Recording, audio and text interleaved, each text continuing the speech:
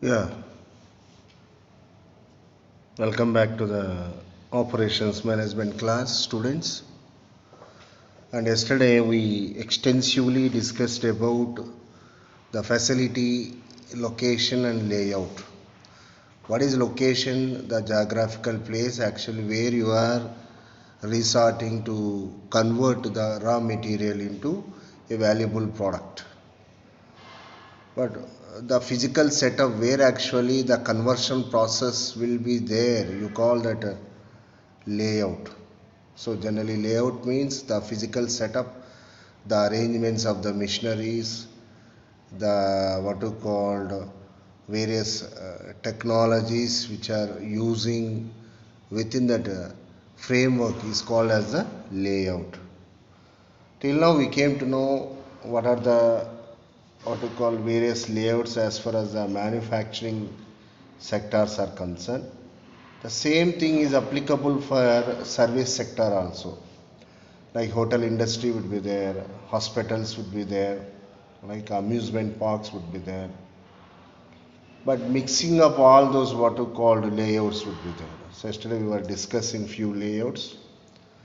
So let us see here one service layout. It's a hospital service layout. Okay, if you carefully observe. So what is there? So behind operation theaters are there. From one where entrance is there, exit is there, different wards are there, consultancy room, reception. So generally in terms of service facility layout, if you think, it's what you call changes according to the nature of the service you are providing. Like hospitals are there, like hotels are there. Whatever may be, the common criteria would be to serve better, to give best service to the customers.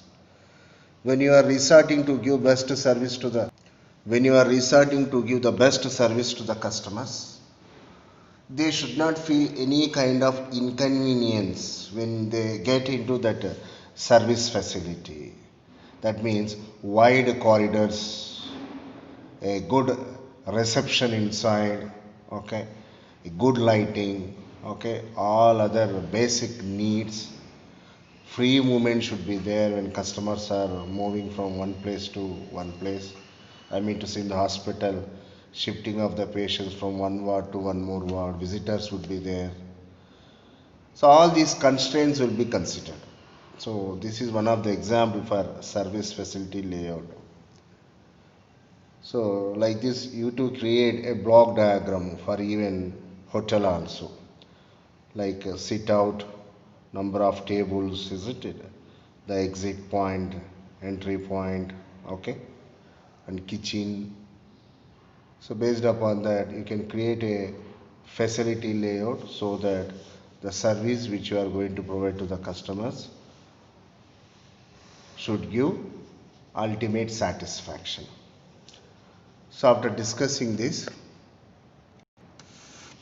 we go for the next very important topic of our second unit, which is nothing but the aggregate planning.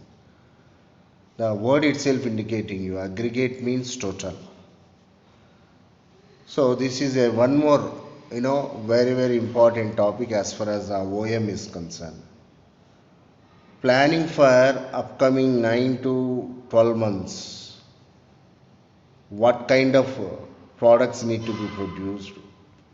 What kind of marketing plan should be followed? And what is the amount of raw material is required? The number of workers required before itself is called as aggregate planning.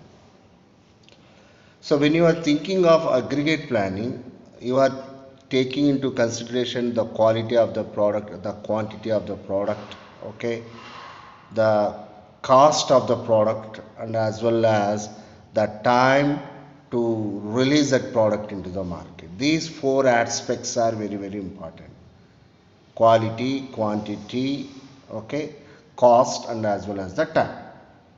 Strictly speaking, entire operations management concepts revolves around these four concepts. One is the cost effective, time effective, okay, quality, and as well as the quantity. So the aggregate planning is nothing but the planning of all these four things ahead itself.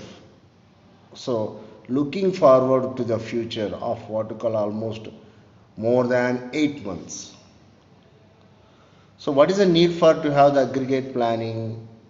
The main intention behind the aggregate planning is nothing but to grab the opportunities to what you called make use of the existing demand in the market. As you know very well, if you are unable to encash the existing demand in the market, better to close down the business.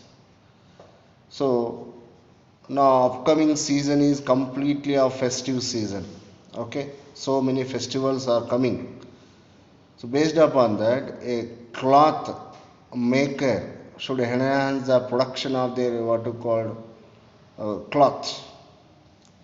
Same way, a car maker should produce more number of cars because most of the time on festive event, people tend to purchase these kinds of gifts. Understand? Seasonal impact would be there. So to identify the kind of season based upon that to have the plan in house so that to reach that set targets without any hindrance is the main objective of what you called going for aggregate planning. So when you are going for aggregate planning, what are the things you need to think? Quality, quantity, time, okay, and as well as the cost of the products. What is the meaning of that? Just now explained. Analyzing and maintaining a preliminary approximate schedule of the overall operations of an organization. So aggregate planning is nothing but each and every aspect of that particular manufacturing organization or else service organization will be considered, and ahead itself planning will start. The aggregate plan generally contains targeted sales forecasts, production levels, inventory levels, and customer backlogs. This schedule is intended to satisfy the demand forecast at a minimum cost. Was explaining. So this aggregate plan, revolves around these four pillars. What is that? Cost, time, quality, and quantity. So right quality at right time, okay, with right quantity for a right price always enhances the business. The revenue will be generated. So that is the intention of going for aggregate plan. How an aggregate plan will be defined? So generally, which is defined as the process of determining output levels of product groups over the coming 6 to 18 months, more than a year, on a weekly or monthly basis. The plan identifies the overall level of outputs in support of the business plan.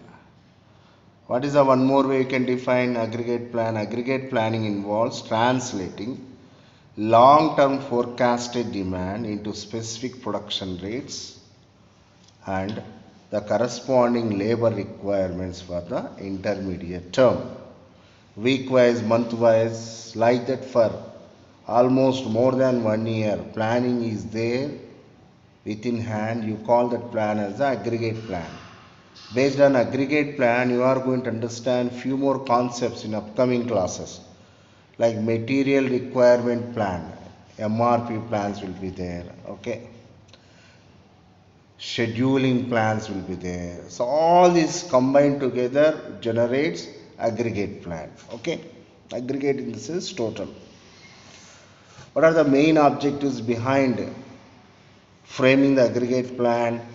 Minimize the cost, maximize the profits. Pillar number 1, cost effective.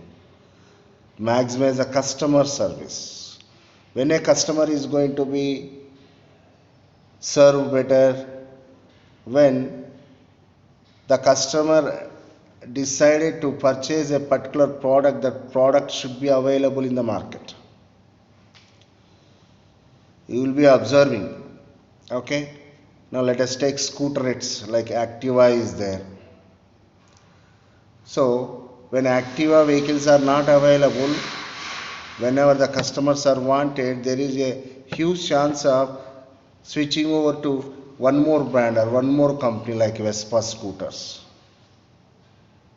So by that what happens? This Honda Activa will lose the business. That should not happen. Okay? Minimize inventory investment. This is a one more considerable point.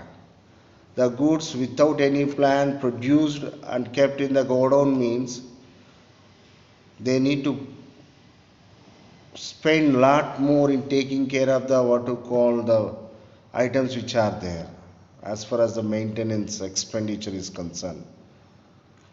Minimize the changes in production rates, minimize the changes in workforce levels, maximize utilization of plant and equipment. So if all plant resources are not appropriately utilized, it's nothing but waste of investment.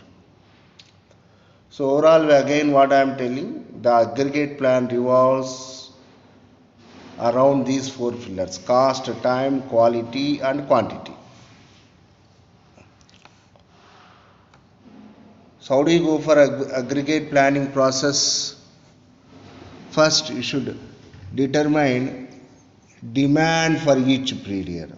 So period in the sense, most of the time month-wise, bi-monthly, tri-monthly, one financial year, isn't it? So for this, how much is the consumption? Like seasonal products will be there. For every season, how much capacity of the product should be produced? What are the best example for seasonal products? Coffee, tea, okay, ice creams. These are all seasonal products. As far cloth is concerned, there is no season most of the time. Groceries, there will not be any season. Determine capacities for each period. Capacity in the sense volume, how much is required. Identify policies that are pertinent. Determine units cost for unit products. Develop alternative plans and compute cost for each. And select the best plan that satisfies objectives. So this is a 6-step procedure which allows for appropriate aggregate planning process. Now, what are the strategies for aggregate planning? There are two strategies are there. One is level strategy, one more is chase strategy. Very, very important discussion this. What do you mean a level strategy? The word itself indicating you. Irrespective of the demand which is existing in the market, okay, throughout the entire financial year, throughout the period, the same level of production operations are going on. You call that a level strategy. What is chase strategy? Chasing means running, isn't it? Catch hold of what you call existing demand. If whenever demand is not there, immediately reducing what you call the production of the goods, reducing the size of the employees, firing the employees, isn't it? So both are different strategies, but both are having their own benefits and as well as the drawbacks. Let us discuss what are all these. So level strategy seeks to produce an aggregate plan that maintains steady production rate and steady employment level. What I told you, when any company following level strategy, there will not be any change in the production operations. The volume of the goods will be steadily producing. Per week, 100 cycles, that's it. per month. So 400 cycles. So like that, every month, for every half yearly, same kind of production would be there. Because of that, what will be there? The number of employees also will be stick to the number. There will not be any what to call sacking of the employees, or else what to call employing the new employees.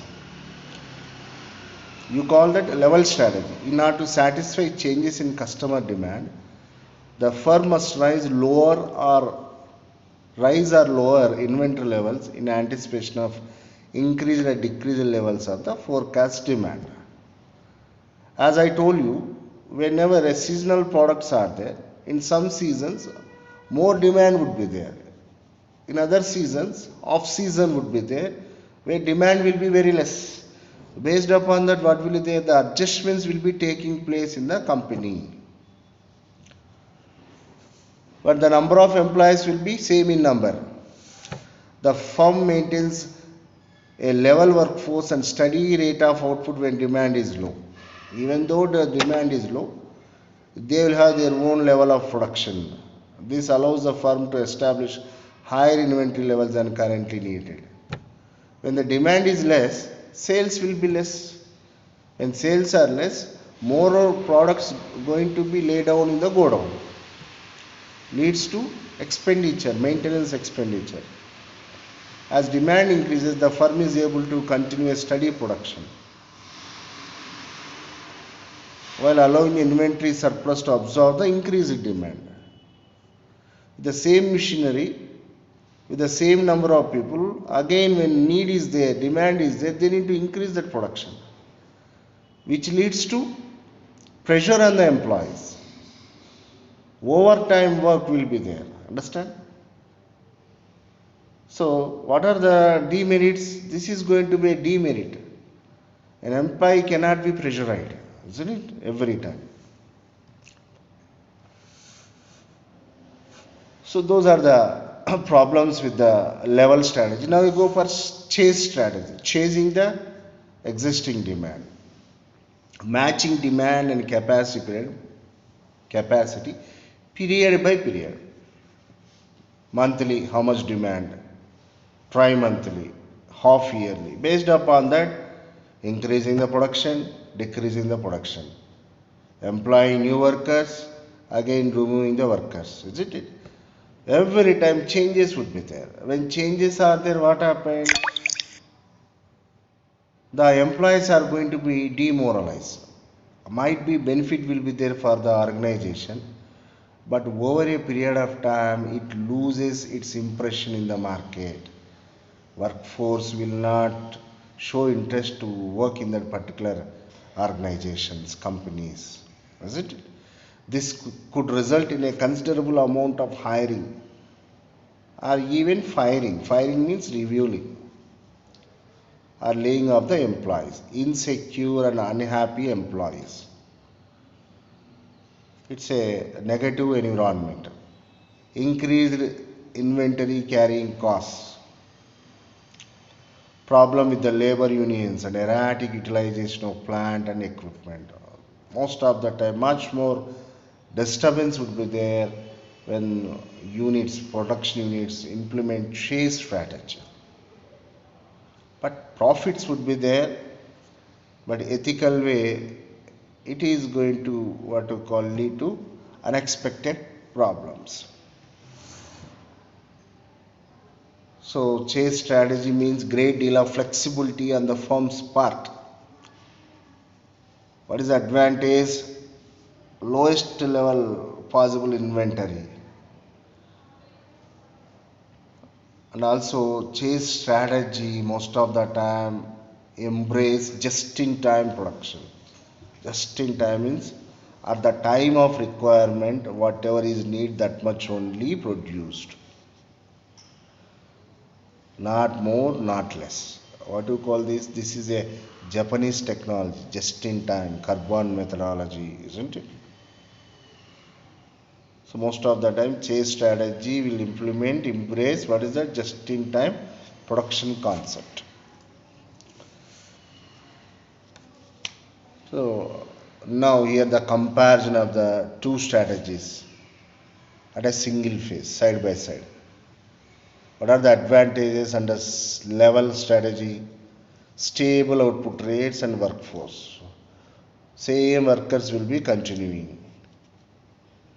Same way under chase strategy, what are the advantages? Investment in inventory is low, labor utilization is high. Okay. What are the disadvantages under level strategy? Greater inventory costs, increased overtime and idle time, resource utilization vary over time. Under chase, what are the disadvantages? The cost of fluctuating workforce, potential damage to the employee morale. Okay. So what are the techniques to go for linear programming problem? There are so many techniques are there, like linear programming model, linear decision rule model, simulation model. You know very well we are doing problems on linear programming, so formulation aspect would be there, objective function, constraints part, okay, and finally getting the solution for decision variables.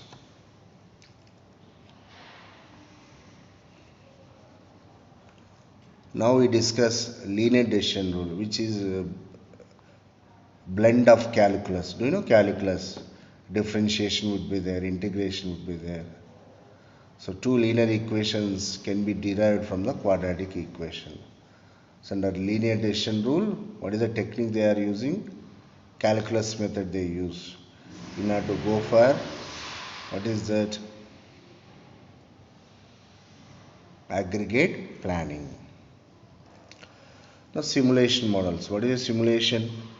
Simulation means duplication, mimicking the real world. Just like models would be there. Charminar means you need not to go every time to have that Charminar in front of you. We can purchase a model which looks like a Charminar. We can purchase a Taj Mahal which looks like a original Taj Mahal. What to call that model? Through this model, the person who never visited a Charminar or else a Taj Mahal can imagine how the original looks of that particular Charminar or Taj Mahal. What to call that? A duplication of the real environment. Same way, under simulation models, the marketing conditions, existing demand, the sales, every aspect will be duplicated, and based upon that outcomes will be identified by using various methods, and conclusion will be taken. You call that simulation models. What are the best model under simulation models? Monte Carlo methods. Okay. So by using LDR methods, linear decision rules, linear programming problems and simulation models, one can go for what you called formulation of the aggregate planning. Okay. Now these models can integrate multiple conflicting objectives. So what we discussed today about aggregate planning, what is aggregate planning, what are the objectives of the aggregate planning, and what is the method to aggregate planning, 6 steps, okay, and what are the strategies for aggregate planning, okay, level strategy, chase strategy, and what are the methods for aggregate planning. Important methods are linear programming problem models, LDR models, linear decision rule models, simulation models. Okay. Now in the next class we go for other planning methods like MPS, master production scheduling, material requirement planning, all these things. So planning leads to the success in the business. I'm winding up. Thank you so much.